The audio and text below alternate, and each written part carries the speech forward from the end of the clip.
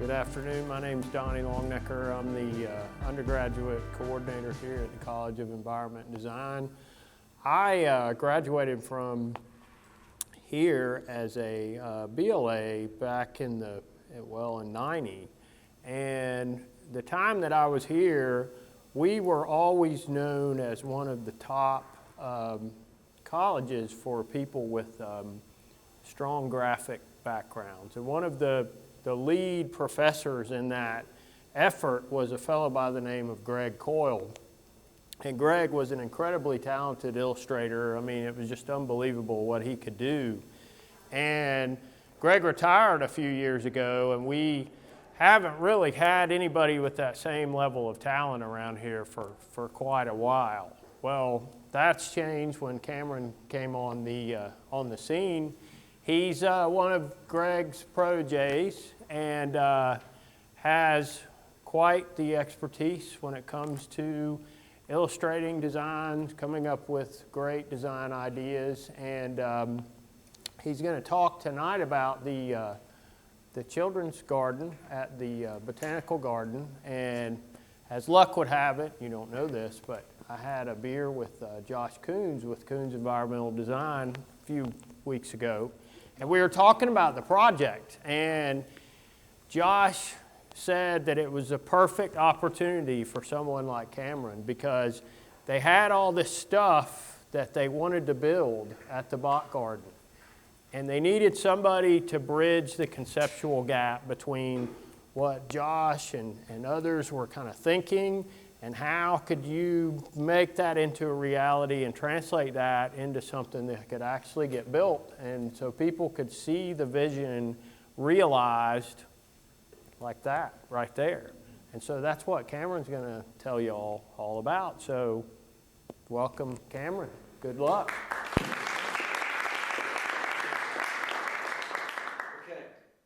Check. How we doing? We good? Back row? You hear me? Okay, perfect. Welcome. My name is Cameron Berglund. Many of you know me. Some of you now do, right? So grateful to have this lecture and to be able to tell a little bit about some of the fallen giants of Georgia. If you've been to the Children's Garden, we'll be talking about the forest play area. And in particular, we'll be talking about the lecture series this year is Designing the Past. So we'll be talking about past trees and their glory and celebrating that and possibly bringing that back. So I have been teaching here about 3 years as a lecturer. Before that, I practiced all around the world, doing all different kinds of design, everywhere from high-end residential to large-scale master planning to high-end resorts, everything like that, lots of different things. My favorite projects were always ones where I could tell meaningful stories. Are you following me? Am I moving too fast? I tend to move while I talk. So some of my favorite projects are where I can tell meaningful stories and I can connect people to the natural world, right? And this project that I'm going to unpack, especially this particular part of this project, was one of those that I was able to do that along with my team, to one of the best, to the nth degree that I've been able to on any project. So we're going to be talking about the American chestnut. How many people have heard about the American chestnut? Well, of course you had. You read the poster, right, before you came, okay? Can anybody say the botanic name?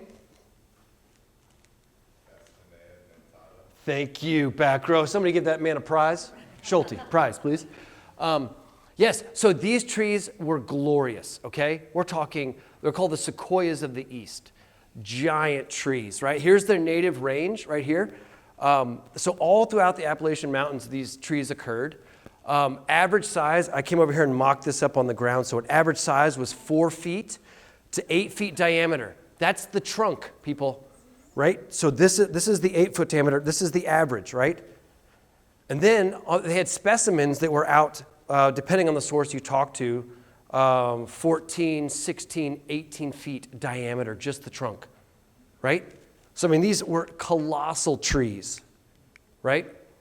So here's the little dude over here, right? If you Google American chestnut, these are some of the classic images that'll come up. Look at the size of these trees, right? Of course, they're cutting them down, right?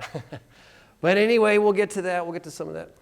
Not only were they colossal trees, but these things grew incredibly fast, and they were very, very prolific. So who has been hiking in North Georgia through maybe Blood Mountain or areas where you have really mature oak forests and hickory? Anybody hiked up there, right? Even if you haven't, I want you to close your eyes, right? And you're hiking there now. And every hardwood tree, right? Those of you, hopefully, who are landscape architects know hardwoods from evergreens, right? Every fourth tree, 1 in every 4 hardwood tree would have been a chestnut tree. Okay? You can open your eyes. Wow, right? So 25% of the hardwood population throughout the Appalachians was American chestnuts. We're talking like a ton of trees, right? That grew incredibly fast. They had incredibly nutritious and prolific nuts, right? So there was this whole economy based on these trees in Appalachia. Not only was the wood rot resistant, but they used the wood, they used the bark for siding on buildings. There was like a big cultural thing from Native American cultures to like early pioneer cultures of actually going out and collecting these nuts, right? I found this engraving when I started doing this research because I didn't really know much about American chestnut trees until we started this project and I was digging into it. But you can see, whole communities were coming out and they're getting these down, and these little dudes up here. And whenever I teach drawing, and especially when I teach drawing trees, I always say put a what in there for scale, people. You got to put a scale figure. You got to put a person in there, right? Well, this guy knew that, and he put one all the way up in the tree too, right? So, just incredible trees, right? So what happened to them? Anybody? 1904, this fungus called a blight comes over. I'm not an expert on this, but it comes over from Southeast Asia. And in the next 50 years, 1 in 4 hardwood trees in the Appalachians dies, right? 25% of the hardwood tree canopy dies over the course of 50 years. Isn't that crazy? And the crazy thing about it is that it actually doesn't, I actually just learned the phrase functionally extinct, okay? That's what these trees are. They're functionally extinct because you can still find some on like Brasstown Bald. There's still a couple mature chestnuts that are isolated there.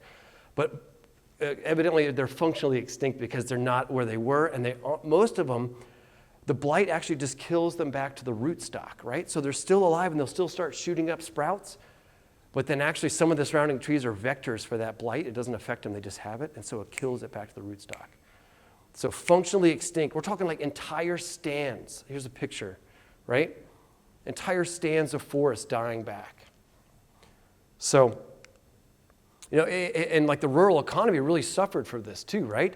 I mean, not only do you no longer have this timber that's reliable, and then the food as well from the nuts and everything that came around it. So it's actually, I can't say I read an article, but I skimmed an article about it today in prep for this. And they were talking about how it's really devastating to the Appalachian economy. So I didn't know any of this when I first started this project, right? We were trying to figure out this area of the forest play. We wanted to connect people. We wanted to tell amazing stories about Georgia forest. And if you've ever had me for a professor or worked with me at all, I try to investigate every different aspect, right? So I'm looking at all different kinds of things, and I'm brainstorming, and I come across American chestnuts and dive into this story and really start getting into it and hearing about, what these things used to be. And how can we tell this story, right? How can we actually tell this story in a meaningful way, in a whimsical way, so that people could not only learn about it, be inspired by it, but then maybe also help with the research that is currently going on to bring some of these amazing trees back. So, and of course, while I'm doing research, anytime I'm designing something, I always push my students, you gotta have a pencil in your hand or a pen. And I'm just sketching and drawing and ideating, right? Or just like throwing tons of ideas down on paper, like as fast as I can, even without coffee. This comes out quick, But so we had this upper area, right? This is, if you've been to the Children's Garden, you've seen this upper area. Then we had this whole forest play area, which we were starting to design. And I had this idea, I was like, there's a kind of a scale, 100 feet tall. And this is approximately about 100 feet. So I was like, what if one of these trees was on our site and then it had fallen over, right? And then not only do you see like the remnants of this big thing, but you see all the branches as they come out, and it acts as like this portal and this connection, and trying to start to tell this story between, or just tell this story, right? No one knows this story. I remember learning about it and being like, oh my gosh, like I think it's called a dendrophile, is that right? Like someone who loves trees. Like I remember going and first seeing the redwoods and being like, oh my gosh, like so cool. And then I heard about these and I was like, no way, these used to be in our backyard. So how could we tell that story, right? How could we get people excited about it? And so I'm looking at, I'm sketching a lot of these things and ideating and this idea of, I think, isn't it in The Lion King when they walk through the elephant graveyard, right? And they like walk through the rib cages. So, because not only, this isn't necessarily like a very happy story, like there is like some death, decay, like destruction here, but how do we tell that story in an interesting, compelling way? And so this idea, came of like, how could you walk through this? And so I started calling it the bones of the giant. Like you're walking through this giant fallen tree trunk, and is it really literal? Is it very abstracted? There's also like this idea of how can we do a tree climb? So you've got multiple representations of this throughout the garden, lots of ways to experience it and explore it. I mean, essentially, if you think about it, like this is like, if you guys have seen Star Wars, you guys ever heard of Star Wars, right? It's a show. Anyway, like the Ewoks when they're in there, like this idea, like trees are really fascinating. So lots of just ideation, trying to figure things out.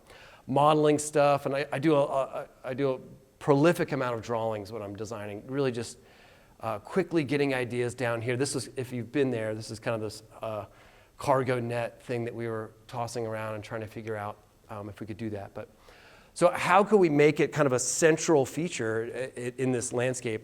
How could we make it like more iconic, like these trees used to be, right? And so, like Donnie had mentioned, right? So it's awesome to draw these pictures, right? But then we're on the hook for building this thing, right? Like that's the cool thing about landscape architecture. Plug for the profession. You got that, right? Not only art, right? But engineering, science. We're making this stuff real, right? That's the coolest part about it. And like I often think of myself as like a sculptor of the world. I always tell my students that too. Like we sculpt the world, right? So how do we get this thing built? These are early sketches, right? But I mean, I was like, maybe we do some glue lam stuff. That's where you're cutting thin pieces of board and you're laminating them together. The problem with this stuff is it's really expensive, right? Compared to like normal carpentry, this whole thing's on a budget. So we're designing it. We're not even sure if it's going to get built. We're doing all these, you guys remember CAD, right? Look at that. So you thought I was just going to show the fun stuff, right? So the fun stuff goes into this stuff, right? If you're going to take construction documents with me next semester, we'll be doing this a lot, okay? But we're actually getting into what these things are going to be built with. How are we going to build this thing? Look at that, right? Now that's fun, okay? So eventually we said, no, all right, we're going to have to do these loops, these rings, in order to build these giant trees. It's going to have to be made out of steel because we can't afford like to do glue lam or anything like that.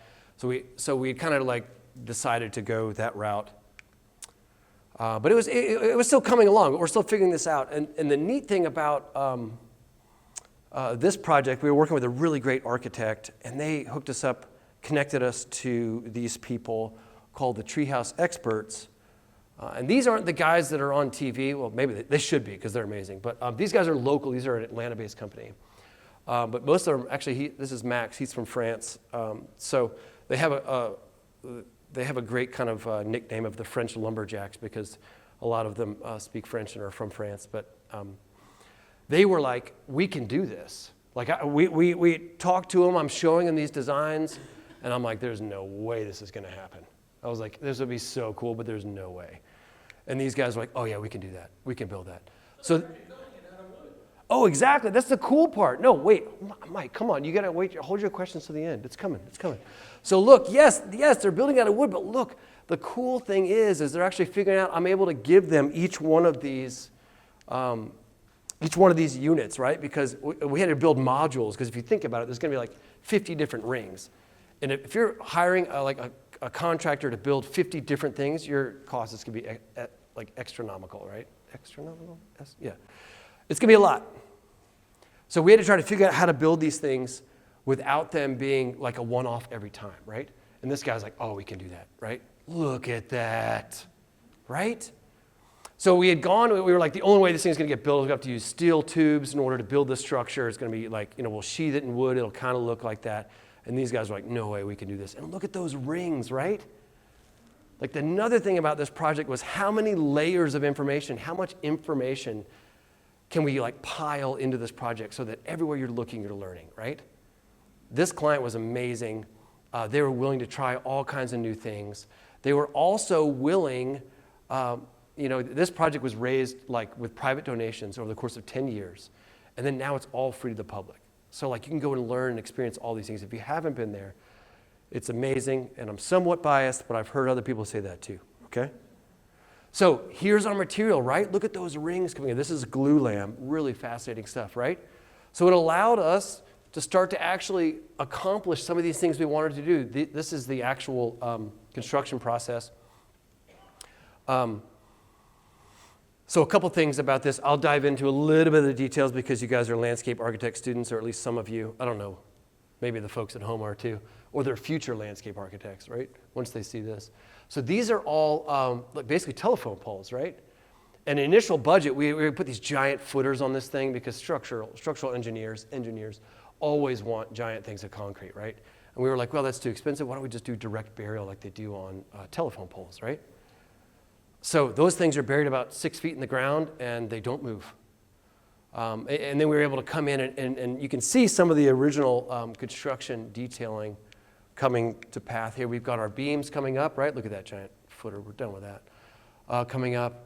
And then we've got our beams, we've got our posts, we've got our joist. And it's starting to come to life, right? And the cool thing is these guys, it's one of the amazing things about finding a good craftsman that is able to take your ideas and make them real. I mean, working with these guys, we would go back and forth on the sizes and how they would do it and how long they would last. And I mean, they're still lasting right now, so we're doing okay. But actually having these people that are able to make this vision into a reality, right? So you could see, we actually had to come in and separate these, a bunch of pretty unique details in there. And then the connection down here, that was a whole deal. We had to do numerous prototypes just to figure out how to connect these things and their unique geometry to the ground, because those of you who know, you can't have wood directly on the ground because it will rot. So we actually had to put a footer and raise it up a little bit. Those are construction details we'll talk about. But so these rings, figuring out these rings really allowed us to start to tell this story, and not just those large rings, right? Like that original idea of this tree falling over all the way down to the branches.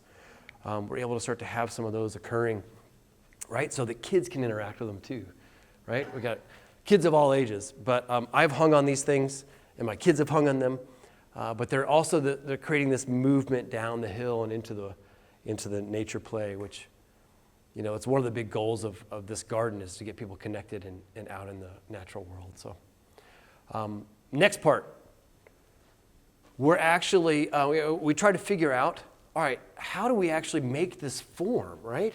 So I was like, well, we could use 1x material, and anybody who's constructing anything out of wood generally does not use 1x. That's 1-inch thick material, because it doesn't last very long, right? Or it doesn't last as long as if you use 2x material pressure treated, right? That gives you about a 20-year shelf life. Something like this, you're not going to get a 20-year shelf life on it, but you're going to get this amazing sculptural bend, right? So that's basically 3/4-inch cedar plywood, or not plywood, but cedar planks that allowed us to actually bend in between those rings that we created, right? And then the neat thing also, another layer, right? It allows us to get this jaggedness here, right? If this were talking about a tree that was maybe still alive or whatever, maybe it would be more clean, right? But we're talking about like this somewhat destroyed or remnant of this glorious ruin, if you will, right? So we were able to use this planking, and it gave it a lot of life to it. Once again, I have to rave about the State Botanic Gardens where this is, because the client, UGA and also the State Botanic Gardens, they were willing to use these materials. A lot of people would not, simply because of maintenance and things like that. But these guys are willing. They're like, no, this wood will eventually decay. You're going to have to maintain it and things like that. But the whole story was, it's decaying, right? It's natural. Like you're tying back into this main story of life and decay. So, and that also ties into what you see here. So we did some research. You can actually buy rubber bark if you guys want to buy rubber bark. You can buy giant 4-foot by 6-foot sheets of rubber bark, yes, for Christmas or whatever. They use it in movies, right? It lasts a long time. But then also, so I priced that. When you're doing this, like I'm doing the drawings, I'm getting all the way down, I'm finding the materials, I'm calling people on the phone and being like, hey, what's your poplar bark? Your rubber poplar bark cost per square foot, right? And then I found these guys in North Carolina. This is actual harvested poplar bark, right? So they go in, and when they're harvesting timber, then this company goes in and actually harvests all the bark, right? And so I went to the Botanic Gardens and I said, hey, how authentic do you want this to be, right? Do you want rubber bark, it'll last a long time, or do you want this thing to be real? Do you want it to be decaying? Do you want it to tell the story, not just through the forms, but through the materials? And so thankfully they were like, yeah, let's do it. And I called the manufacturer, I called the people who harvest this wood, right? And I said, hey, what's your shelf life on this? And they're like, well, we normally have it under an overhang and it'll last like 20 years. I was like, what if we sit it on its side out in the rain? And they're like, we have no idea. But still, even with that, our client was still like, no, let's do this. Like, let's make it authentic. And the cool thing is like you can actually see some of the similar fissures between, this is the American chestnut, right? They're a lot bigger because it's a bigger tree, but you can start to see some of that vertical fissure right there. So it kind of reinforces that authenticity. Here's just a few more photos of the process. These guys are some amazing craftsmen. You can see each one of these boards is actually ripped down at an angle. So they're, superb craftsmen. We also wanted you to be up in the trees to experience this, right? It's not all about death and decay. You're still alive, right? So if you haven't been, this is the coolest spot to go in Athens. Slightly biased, but you can actually you want to sit right back here, and then you can actually lean back and you look up. There's a big, I think that's a white oak right here. And we actually placed it so you're right up in the trees, right? And hopefully, maybe in another 30 so years, there'll be a big chestnut next to it, right?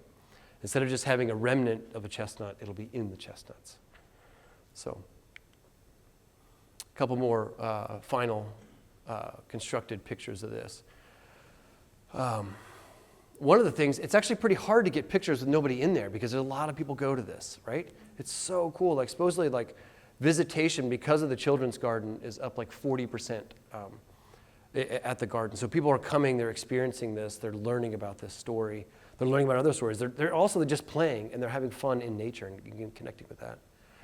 A few more pictures. We actually came through and stained it. I kind of didn't want to, but then we did.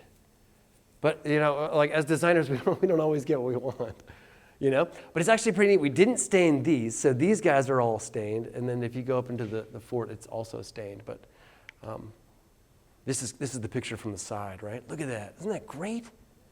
So cool. And so you can actually come in and descend down this thing, when you're walking through this bones of these giant, fallen giant. So, and there's little windows you can look in, and if you go out there now, you'd be like, hey, this board fell over. It's like, yeah, we planned for that, right? Because it's about decay. It's about decay and then like rebirth or learning from the past and kind of designing to tell that story. Here's the main portal. So when you're up in the upper garden, this is the, kind of if you're looking through the base of this big tree, it actually kind of acts as a gateway down in there. So also on this project was amazing. I got to do the signage too. So they let me write all this stuff. I didn't write all of it. We had a really good team at Coons Environmental Design. Put that on the record. But we got to actually literally tell this story, right?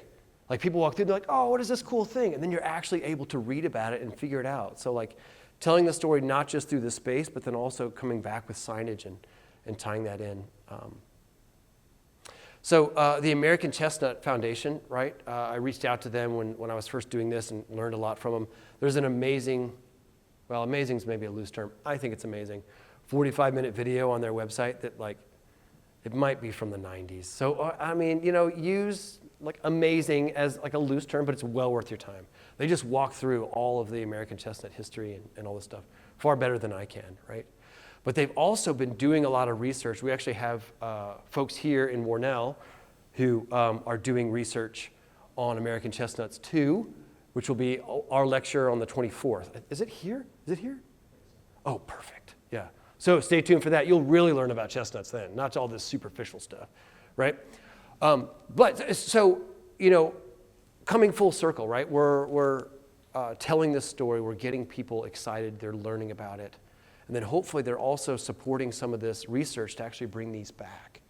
Because they're doing some of this really new, there's a new transgenic American chestnut tree, the Darling 58. Has anybody heard about that? Anybody? A couple hands out there. Oh, there we go. Oh, okay, 5 people. That's good. So they took, I might get this all wrong, but we'll get kind of close.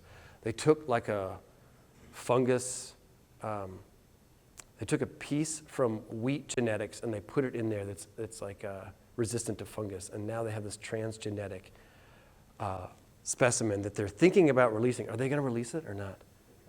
They're trying, right? Yeah, because you're like, do we release this GMO into our forest? Whoa. There's a big debate. You can get into it. But it's pretty cool. Imagine, if you will, like, oh yeah, there's another picture. We'll do that in a minute. But let's close our eyes one more time. We're walking in North Georgia, right? I'm going to stand still while my eyes are closed. You're walking up that ridge in North Georgia. There used to be, right, oaks and hickories there, but now every 4th tree that you see has a 4 to 8 foot diameter. It's 100 feet up, right? How cool is that? Pretty awesome. And then a couple of them, the big specimens are this big, literally, right?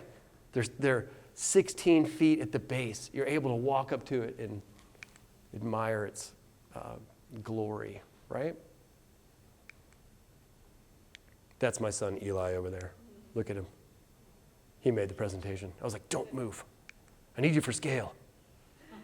All right, is there still time? How long have I been talking? We're good? Okay, cool, great. Because look, then during COVID, which we were all looking for things during COVID to do, right?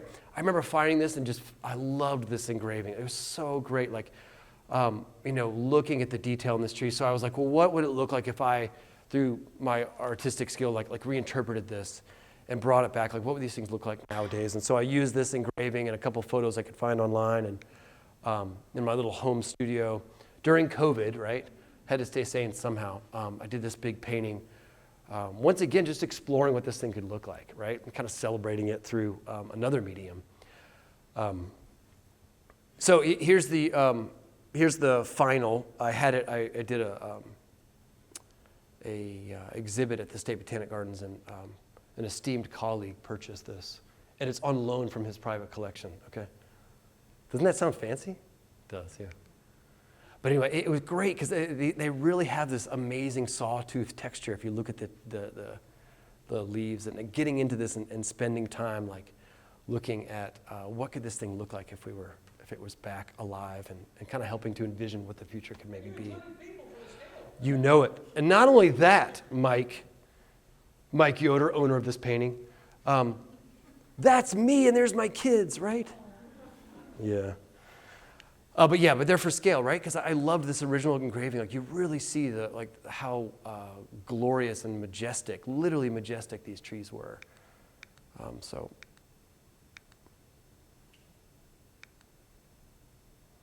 To learn more about this and to support the research, American Chestnut Foundation, right?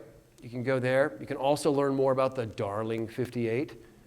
I think at one point they were actually doing public comments on whether or not they should release it or not. They still doing that? No, comments are closed. Comments are closed. Sorry, guys. When do we know if they're going to do it? Have they already started? Never mind. Don't worry. You don't have to answer that. I don't know either, but you can learn if you go to his website, right? You can find out where it is, if it's in your backyard already or just coming there soon, right? Also, you've heard from the back. Oh, Merkel, sorry about that. Misspelled. Right. Scott is doing a talk, Rebirth of the American Chestnut as the Dominant Forest Species, October 24th. Probably right here in this room, right? He's right back there. He knows a lot more about chestnuts than I do. That's all I have. Thank you.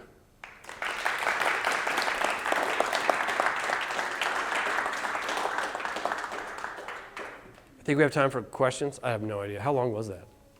22 minutes? No, you're good. It's only 30 minutes. We have, Guys, we better have 30 minutes of questions, students. let's just skew our camera. Or just one. Are there any? Does anybody have any questions? I got just a comment. Karen, it was wonderful. Mike, tell us. It was wonderful to have you describe how you came up with this. Yes. Okay, that was just incredible. Like I had this idea, I tried this, I talked this. I just appreciated that. And that's a lot with like in engineering where they're designing things.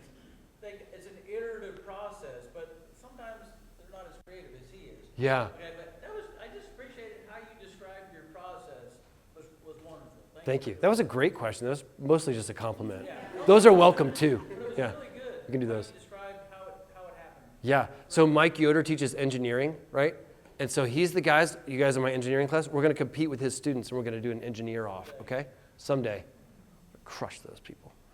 Other questions? Comments? Yeah, back row. I was going to ask, how long did it take for your vision to come together? Yeah, good question. Yep. So, from initial sketches, we worked on this. We won it in 2016. Yeah, because I just graduated master's here. We worked on it for 2 years. Construction started 2018. And then they built it in about a year and a half. And that was really fast, right? So, I mean, for students, it might seem like an eternity, but that's actually a pretty fast turnaround on a project. Yep, good question. Yeah. Yes, follow up. Was it the same team that did the rest of the children's garden? Yeah.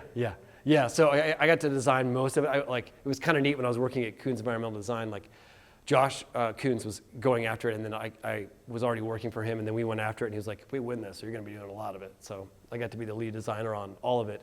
The forest play area, this is another kind of reality check for students. So when you're going into a budget, we had a fairly big budget on this thing, but a lot of it was in contingency. What do you think contingency is? Have you guys taken business yet? So contingency is like, oh crap, if we hit radioactive material on the site, we can have a little bit of money in our contingency to clean it up, right? That's an extreme case, but you have a little bit of contingency. So we had all this money that we weren't sure we would actually be able to use on the project until we built a bunch of stuff and it came in at budget.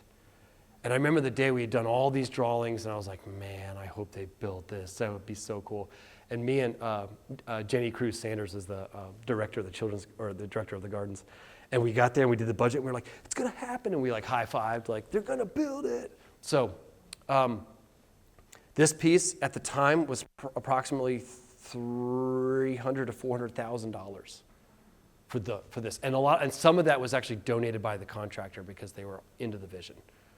So it's not cheap, but it's free. Isn't that amazing? Other questions? Or yeah, sure. I don't know what order, sorry.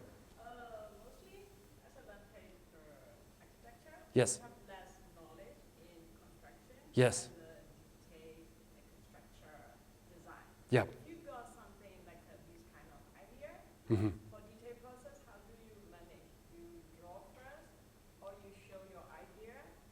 Yeah. Good question. So yeah. So the question is how do we get things built, right? The question is how to draw detail. Uh-huh.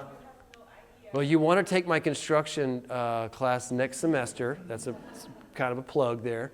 But yeah, that's a really good question, right? Because how do you know how big to make that footer, right? Yes. Like this, I was like, I'm going to draw this. This will never happen. No structural engineer will sign off on this. And we found one, thankfully. It was amazing. So everything from here up is pretty standard. We could probably build that and not get sued, right? But then we started doing things like this or cantilevering out. You're going back and forth with a structural engineer, right? So I was like, hey, what if we try this?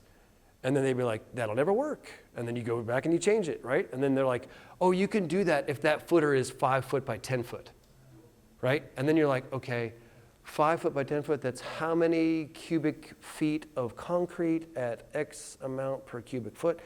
We can't do that, right?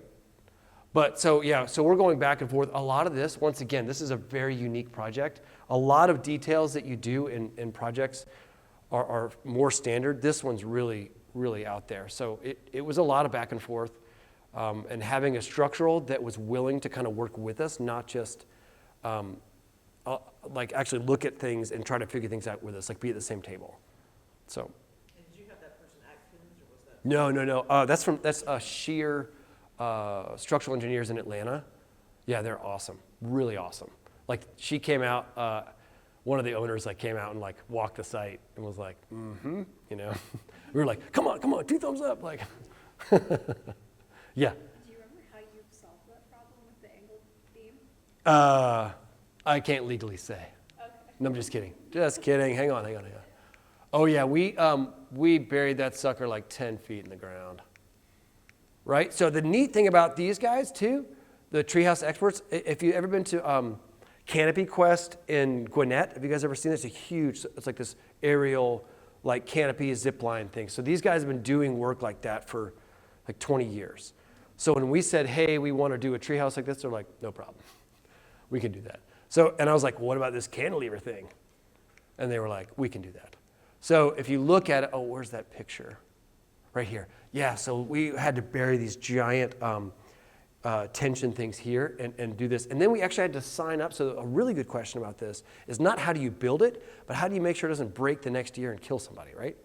So we wrote into it that every year you had to go and have a checkup on it, right? You had to have them come back, and the people who built it would be like, oh yeah, we need to reapply this tension. All the netting needs to come down. So it's almost like a maintenance plan, right? Yeah, because otherwise, I mean, it's so specialized. Like, you can't just have someone who's doing general maintenance around it, like know actually how to maintain it, right? And if it's still safe. So, one more question. Yeah. No, keep them coming. This is great. Another maintenance-related question. Yeah. So you said the idea is that it decays and it falls apart. There is like some maintenance that goes with that. So Yeah. is the idea to like let most of that I guess harvested bark and stuff fall off before you go back in and replace it? Or like Good how question. late I don't know. does it get? Yeah, I don't know. We built it in, where's a good picture? Yeah, so we built it in 2019 is when it opened, right in time to be closed down for COVID, right?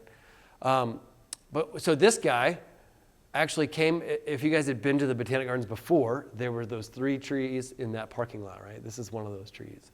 This whole area used to be just a parking lot, right? So we slightly improved the use. So this guy is now almost completely rotted away, right? You know, and they were okay with that. We're like, oh yeah, we'll drag in another one. That's a pretty awesome client to actually allow that. So yeah, will these things, how much maintenance? I don't know. So 2019, so 2020, we're like a couple years out. Some maintenance has already been done. They've already had to replace some of these, right? And I don't remember if we ordered extra wood,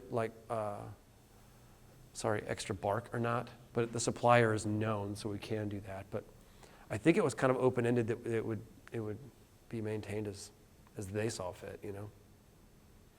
Which is, once again, super rare. Most people want the rubber bark and no maintenance. That also comes down to budget, right? Budget and man time, like man hours. So, yep. Anything else? Yeah, go ahead. Was this an idea that you had, or people like Coons already been sitting on before you had the opportunity and you saw something fit, or were you like, Yeah. oh, we got this opportunity and now like what's something that would be like tell the story of the site? Oh yeah, no, this one was awesome. Like I got to, so they had done, this is also how projects work in the real world for students.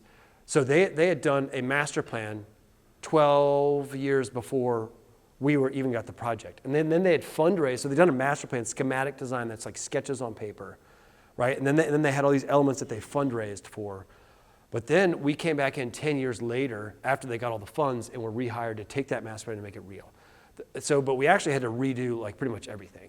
Like we had the elements. One thing was like the tree climb, you know? And it was like, what was that? You know, I don't know, but somebody dropped $250,000 on it, so it better be good, right?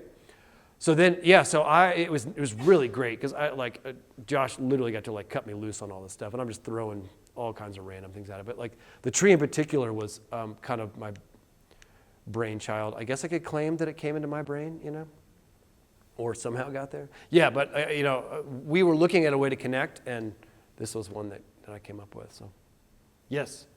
So these trees have a pretty broad natural range.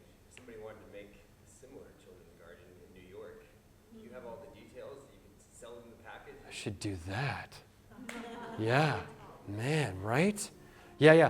Well, it's interesting because I was hoping that we would just start creating these things everywhere, but I don't know, maybe they'll do them somewhere. I have the details, yeah, and we didn't patent it or anything. So, if you're seeing this video right now, do not steal it, right? Or do steal it, and then but only if that increases research and we actually get the real trees back, right? Because that would be super cool, right? Other questions, thoughts?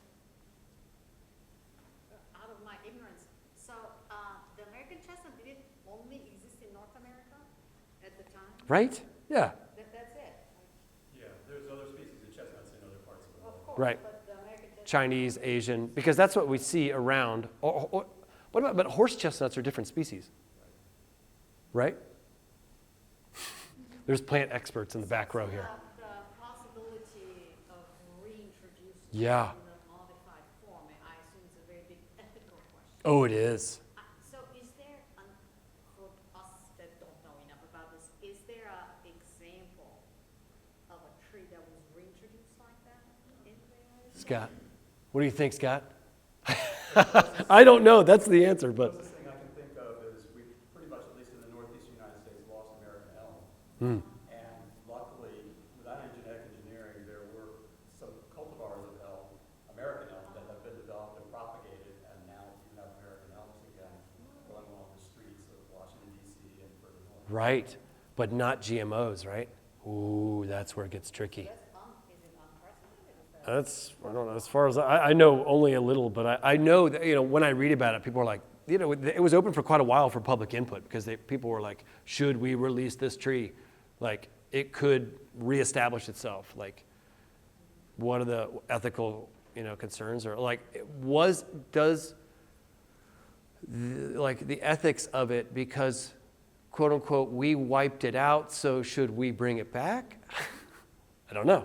It's a perfect debate for environmental ethics. Right, yeah. Scott's going to figure that out for you guys on the 24th. By the 24th, right? That sounds good. Yeah. Other questions, comments? We good? Okay. Thanks, guys.